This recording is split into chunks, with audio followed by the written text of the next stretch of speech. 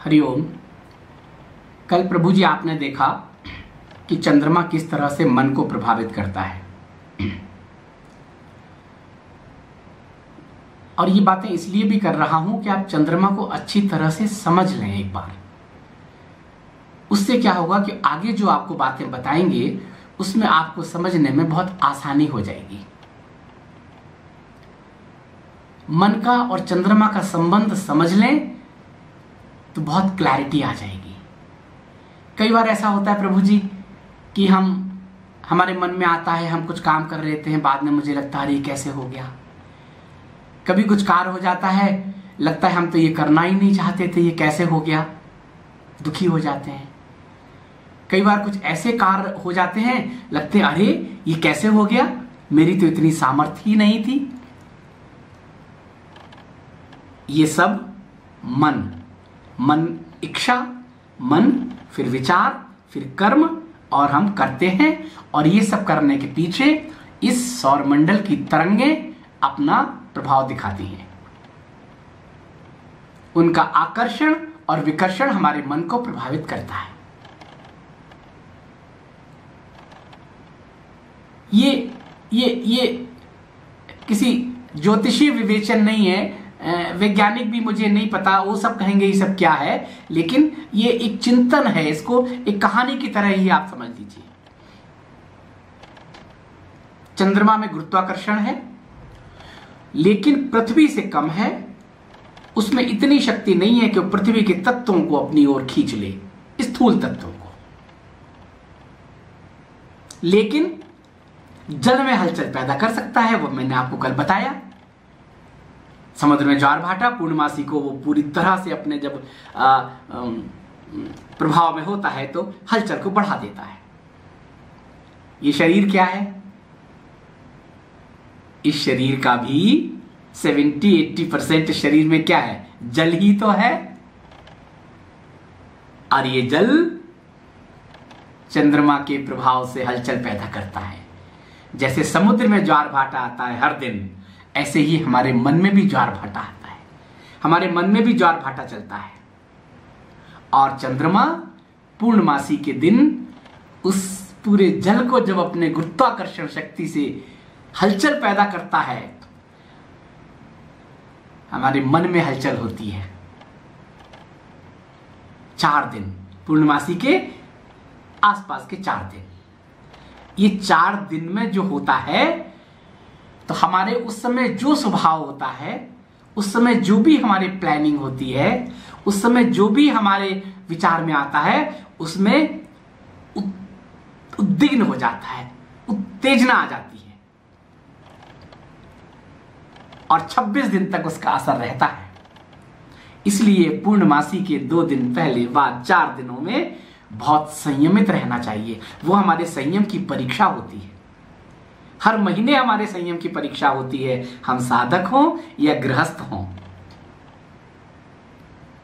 और पूर्णमासी के दिन होती है। पूर्णमासी का दिन बहुत महत्वपूर्ण है हमारे जीवन के लिए। हमारे शरीर के अंदर, मैंने आपको पहले बताया था, दैवीय और आसुरी शक्तियां दोनों हमारे शरीर के अंदर हैं। हर व्यक्ति के अंदर अच्छे विचार भी आते हैं, बुरे विचार भी आते हैं, कैसा भी व्यक्ति हो। उन विचारों को संयमित करना ही तो साधना है कि हम क्या करें। और अंदर भी चुंबक है, तो दैवीय और आसुरी शक्तियां कभी ऊपर, कभी ये ऐसे ऐसे रहती हैं। साधना का क्या मतलब है? पहले भी बताया था कि आसुरी शक्तियां और दैवीय शक्तियों के बीच का चुंबकत्व तो खत्म हो जाए, तब क्या होगा? तब पूर्णमासी के दिन जो हलचल होगी वो होगी हमारी दैवीय शक्तियां उभरेंगी, हमारे अंदर सेवा का भाव आएगा, हमारे अंदर ईश्वर के प्रति भाव पैदा होगा, हमारे अंदर पॉजिटिव एनर्जी आएगी। क्यों? आसुरी शक्तियां नीचे चली गई। साधना से भी ऐसा ही होता है।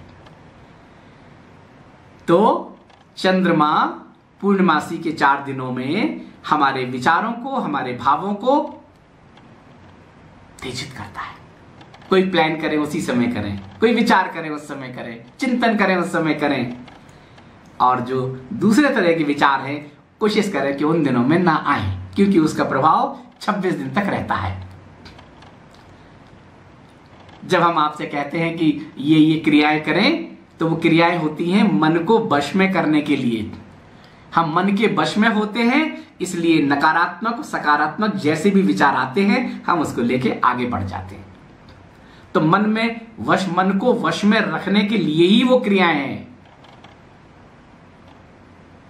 मौन बैठना है 1 घंटे, सुबह ओम भ्रामरी करना है, गहरी सांसों पर ध्यान देना है, सोते समय गहरी सांसों के आवागमन को महसूस करते हुए नींद में समा जाना है। ये सब क्रिया क्या है? ये सब वही तो है कि हम शांत हो जाएं,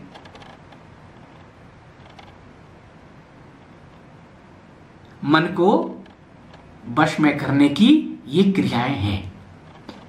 और भी एक क्रिया है, आपको आज बता देते हैं। चंद्रमा की चूंकि बात कर रहे हैं ना, तो चंद्रमा की आज थोड़ी सी और बातें कर लेते हैं, उसके बाद आगे आगे की बातें करेंगे। क्योंकि प्रभु जी जो भविष्यवाणी की जो हम बात कर रहे हैं ना, आने वाले दशक की भविष्यवाणी, तो वो भविष्यवाणी नहीं, वो संकेतों के रूप में आपको सब बताएंगे।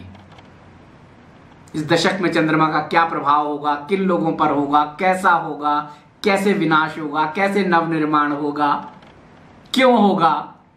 चंद्रमा तो शीतलता देने वाला है, फिर क्यों ऐसा होगा। ये बहुत सारे प्रश्न हमारे आपके दिमाग में होते हैं, तो धीरे धीरे उन सारे प्रश्नों का समाधान हो जाएगा। लेकिन धीरे धीरे, कुछ ऐसा तो है नहीं, गाड़ी तो छूट नहीं रही है, ऐसा भी कुछ नहीं कि आप लोग एक दिन में जान लेंगे तो अपना जीवन बदल लेंगे, ऐसा भी नहीं है। बदलने के लिए अभी आपको सितंबर 21 तक की समय है। उतने समय में तो आप अपने जीवन में आमूल बदलाव कर सकते हैं, अपनी आंतरिक शक्ति को मजबूत कर सकते हैं। प्रभु जी एक जो क्रियाएं बताई हैं, एक उपाय और जोड़ लें।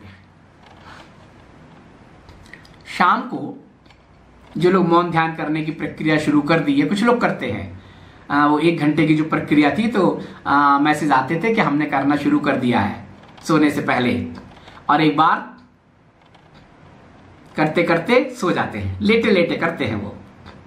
तो लेटे लेटे करने से पहले एक 2-3 मिनट का एक और व्यायाम बता देते हैं।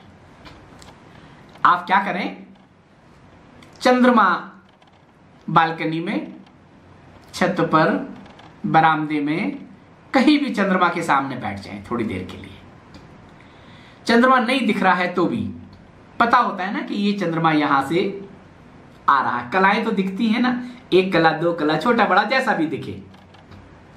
चंद्रमा के सामने नित्य शाम को सूर्यास्त के बाद जब भी आपके पास समय हो बैठे और हाथ को ऐसे करके पीछे से कर लें, ऐसे। जब आप ऐसे करेंगे तो क्या होगा, बैकबोन क्लियर। जो हम ऐसे करते हैं कि ऐसे बैठे हो, तो उसके पीछे उद्देश्य ये होता है कि नाभि के नीचे थोड़ा सा प्रेशर देने से हमारी रीढ़ की हड्डी स्ट्रेट सीधी हो जाती है। तब वो रश्मियां जो हैं आते आते हमारे उसी के माध्यम से पूरे शरीर में उसका संचार होता है। ये फिर दूसरी बात हो जाएगी, मैं उस बात में ज्यादा नहीं ले जाना चाहता आपको।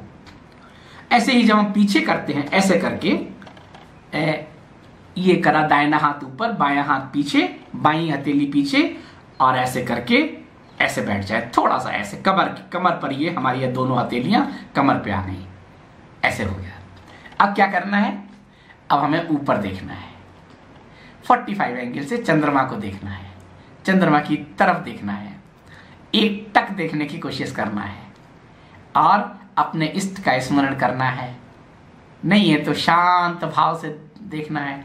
अब तो मन इधर उधर भागेगा नहीं, क्योंकि मन को काम मिल गया। मन का काम क्या है, चंद्रमा को देखना।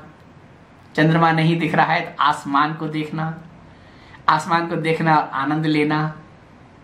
काला आसमान, नीला आसमान, पीला आसमान, लालिमा लिए आसमान, जैसा भी है, आसमान को देखना है, तारों को देखना है। और जब चंद्रमा दिखे तो सीधे सीधे चंद्रमा पर फोकस करना है।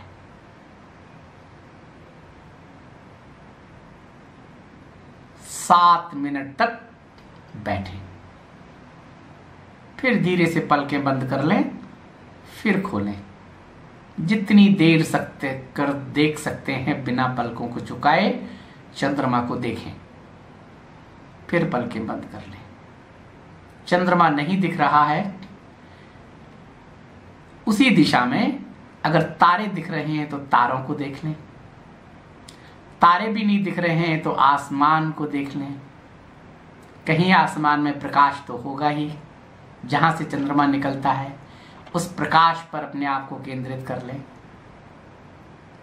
7 मिनट तक की प्रक्रिया, और ये भाव लाएं कि चंद्रमा की शीतलता मेरे पूरे शरीर में आ रही है। मैं इस चंद्रमा की शीतलता को ग्रहण कर रहा हूं।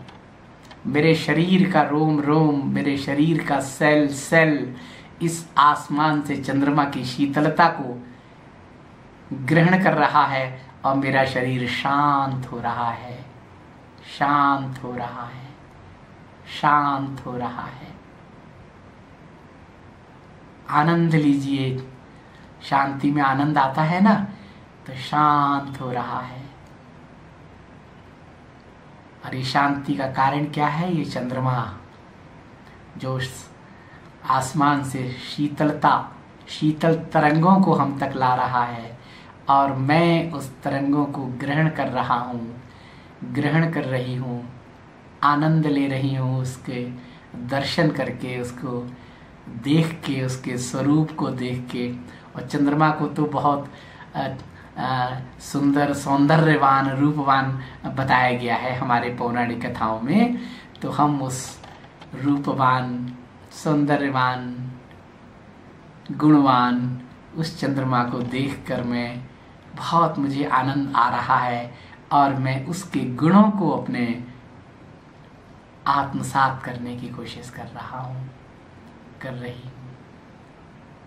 7 मिनट कम से कम, और उसके बाद अगर आपको लगे तो 15 मिनट आप बैठ के चंद्रमा को, दोनों हथेलियों को बाईं हथेली पर दाएं हथेली रख के, कमर के पीछे रख के, और ऐसे ये 90 डिग्री है ना, थोड़ा 45 डिग्री से अपने गर्दन की 45 डिग्री की स्थिति बनाते हुए, और हम चंद्रमा को देखें, उसका आनंद लें।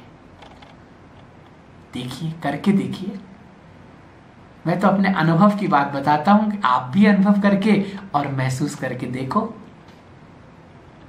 ये कोई एक दिन की बात नहीं है, ये कोई शिविर कथा कहानी नहीं है। अभी जो मैंने आपको करके दिखाया मेरे साथ, ऐसे ही आप हर रोज करें। कितना आसान, कुछ नहीं करना है। गृहस्थ में है, माता पिता, पति पत्नी, बेटे बेटी सभी कर सकते हैं। आने वाले समय में ये आपके लिए बहुत सहायक होगा प्रभु जी।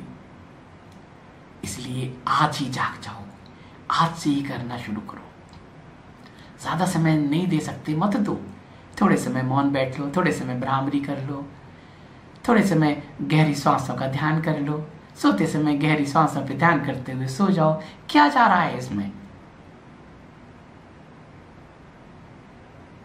ऐसा करें, फिर देखिए आप पूर्णमासी पे जो टेस्ट होगा ना, और बाद के 26 दिनों में आप देखिए फिर पॉजिटिविटी, आप देखिए सकारात्मक ऊर्जा से ओतप्रोत हो जाएंगे आप प्रभु जी।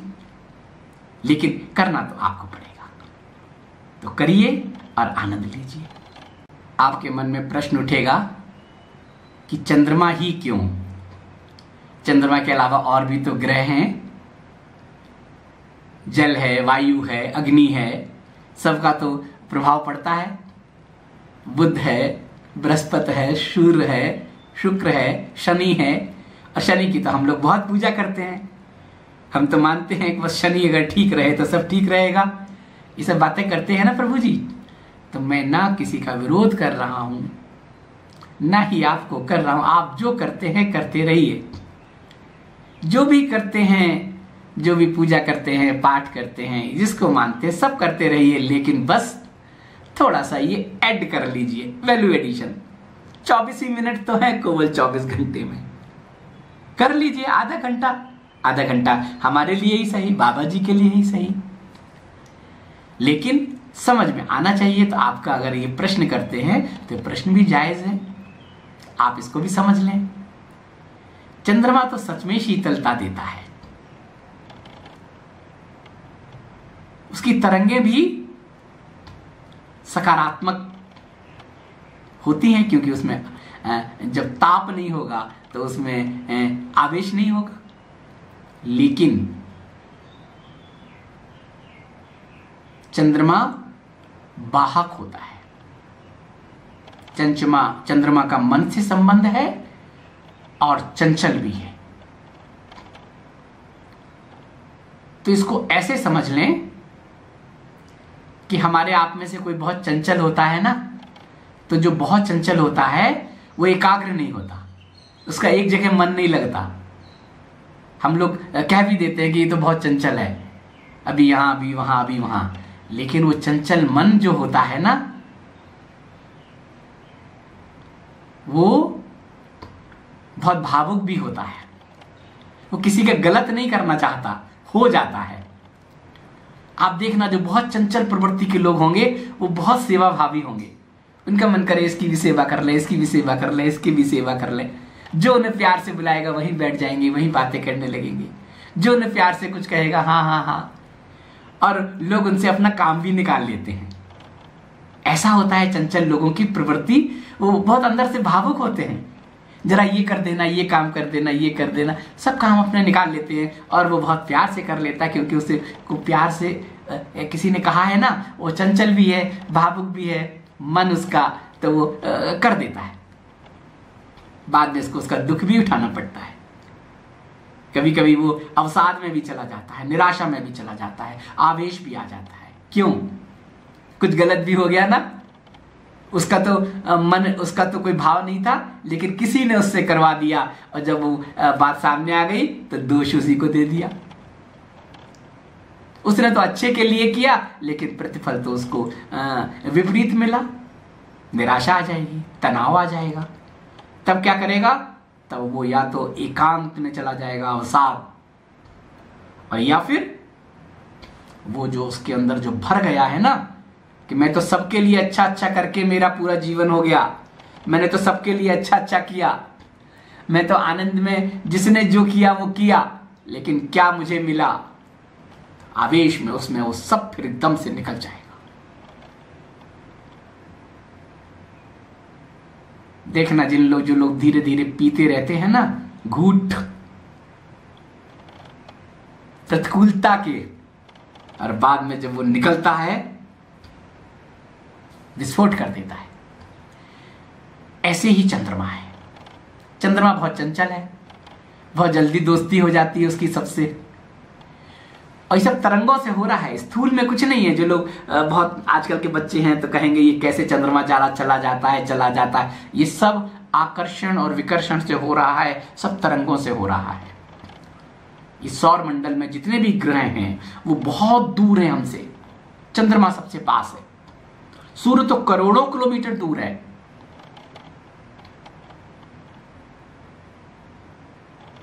और चंद्रमा कुछ लाख किलोमीटर दूर है। तब चंद्रमा की सबसे दोस्ती हो जाती है। तो जब कहते हैं ना कि जैसी सोहबत होती है वैसा असर पड़ता है। तो बहुत से ग्रहों की जो नकारात्मक रश्मियां निकलती हैं, सकारात्मक भी निकलती हैं, नकारात्मक भी निकलती हैं, वो सब चंद्रमा के माध्यम से हम तक पहुंचती हैं। ऐसा समझ लीजिए कि चंद्रमा की सबसे दोस्ती हो गई।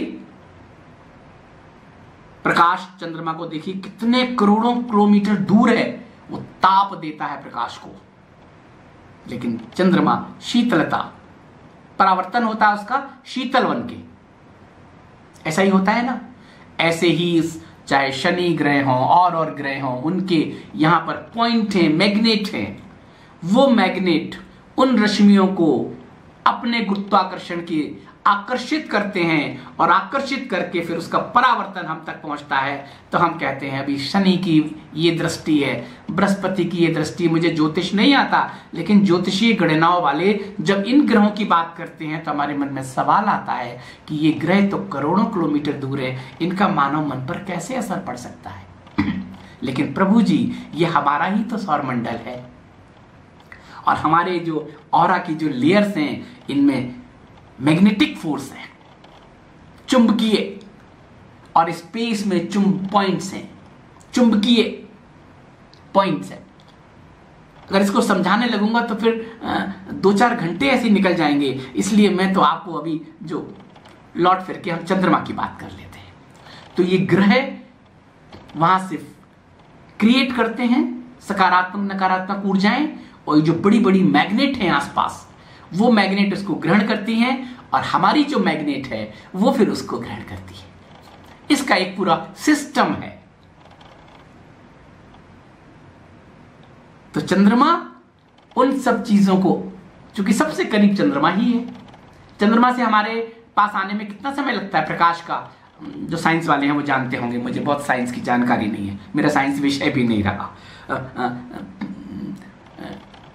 चंद्रमा से प्रकाश को पृथ्वी पर आने में 1 सवा सेकंड लगता होगा। मतलब बराबर ही है कि 1 सेकंड क्या होता है, प्रकाश आया और चंद्रमा से कोई चीज आई तो 1.3 सेकंड में हमारे ऑरा को कर देती है, आ जाता है। देख रहा, साइंस वाले जानते होंगे। तब प्रभु जी क्या होता है, अब चंद्रमा, उस चंचल व्यक्ति से चंद्रमा की तुलना कर लीजिए। अब चंद्रमा वो सब चीजें लेता है, और उसका भाव तो अच्छा है, शीतल है, अच्छी अच्छी चीजें भेजता है, लेकिन अपने अंदर कूड़ा करकट सब उसके अंदर इकट्ठा हो जाता है, भर जाता है। और किसी भी चीज की अति होती है तो विस्फोट होता है। तो चंद्रमा इस पृथ्वी की परिक्रमा करते हुए उन सौरमंडल के आकाशीय उन रश्मियों को भी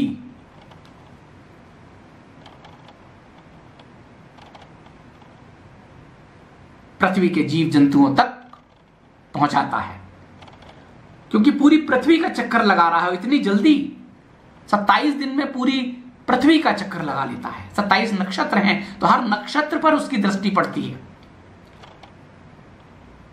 उससे बढ़िया तो कोई वाहक हो ही नहीं सकता है, सकारात्मक और नकारात्मक दोनों तरह की ऊर्जाओं को लेके। तो वो इस पृथ्वी पर जितना आत्मसात करने के बाद, उन मैग्नेट से संपर्क करने के बाद, क्योंकि उनकी गुरुत्वाकर्षण शक्ति, चंद्रमा की गुरुत्वाकर्षण शक्ति कम होती है, लेकिन उनका आपस में तालमेल है उन पॉइंट्स का, तो वो सब यहां पे परावर्तित हो जाता है। आप घर में भी क्या करते हैं, आरओ में क्या होता है, पानी आता है और फिर हमें शुद्ध मिलता है, लेकिन वो कहीं ना कहीं गंदगी उसके अंदर आ जाती है, एक बार में रुक जाता है कि बस अब वो शुद्ध नहीं कर सकता। तब क्या करते हैं, हम उसे बदल देते हैं। ऐसा ही तो करते हैं कुछ। ये उदाहरण मैं इसलिए बताने की कोशिश कर रहा हूं कि आप लोग समझ लें चंद्रमा की प्रकृति को और अपनी प्रकृति को, और आने वाले जो समय में जो आने वाला है उसको हम कैसे रोक सकते हैं। तो प्रभु जी, अब चंद्रमा के अंदर जब कूड़ा करकट इकट्ठा हो जाता है, जब उसको वहन करने की क्षमता कम हो जाती है, जब उसमें से शीतलता आनी कम हो जाती है, तो हर आदमी चाहता है कि मैं बोझा को क्यों ढोऊं, किसके लिए ढोऊं। तब वो सब अपना, वो सब जो है वो सब पृथ्वी पर छोड़ देता है, और उस समय जिसकी जो मना स्थिति होती है वो उससे प्रभावित हो जाता है। आने वाले जो 10 वर्ष की जो मैं बात कर रहा हूं, इस 10 वर्ष में जो मैं आपसे कह रहा हूं ना कि प्रकृति के तत्व अपनी सफाई करेंगे, और उन सब में चंद्रमा की भूमिका रहेगी, क्योंकि कूड़ा करकट इकट्ठा हो गया, ये सब वाहक बनेंगे, जल, वायु, अग्नि। और आने वाले, अभी तो संधि काल चल रहा है, शायद अगले साल तक चलेगा, सितंबर 21 तक, और उसके बाद सारा कूड़ा करकट पृथ्वी पर आएगा। तब क्या होगा, गंदगी। फिर क्या होगा, सफाई करनी पड़ेगी। यही है विनाश और नवनिर्माण। जो मैं आपको ये सब इसलिए विस्तार से बता रहा हूं कि आप इसको अच्छी तरह से समझ लें, आने वाले समय में आपके काम आएगा, भले ही थोड़ा ज्यादा समय लगे। और जो आपके मन में प्रश्न आ रहे होंगे, साथ साथ हो सकता है कि मेरे मन में भी आ रहे हों, और मैं प्रश्नों का समाधान करने की भी कोशिश करूं, क्योंकि मेरा 1 सप्ताह का पूरा चिंतन है जो जो मेरे समझ में आता है मैं आपको बताता जाता हूं। कोई कहेगा कि फिजिकली कैसे संभव है? फिजिकली कुछ नहीं हो रहा है, सब तरंगे। हम श्वास ले रहे हैं, हमें नहीं दिख रही हैं, लेकिन तरंगे ही तो हैं। वो श्वास हमें अंदर जा रही हैं, बाहर आ रही हैं, और चीजों से हम प्रभावित हो रहे हैं। हमारा सौरमंडल है तो सब कुछ तरंगों के माध्यम से हो रहा है, आकर्षण विकर्षण के माध्यम से हो रहा है, गुरुत्वाकर्षण के माध्यम से हो रहा है, मैग्नेटिक फोर्स के माध्यम से हो रहा है। और इस सौरमंडल में चूंकि दैवीय और आसुरी दोनों शक्तियां सक्रिय हो गई हैं, तो उन तमाम ग्रहों की जो नकारात्मकता है, जो निगेटिविटी है, जो हम तक पूरी तरह से नहीं आ पाई, जिसे हमने रोक लिया किसी किसी कारणवश गुरुत्वाकर्षण की वजह से, अब वो सब आने वाला है आगे के 10 वर्षों में।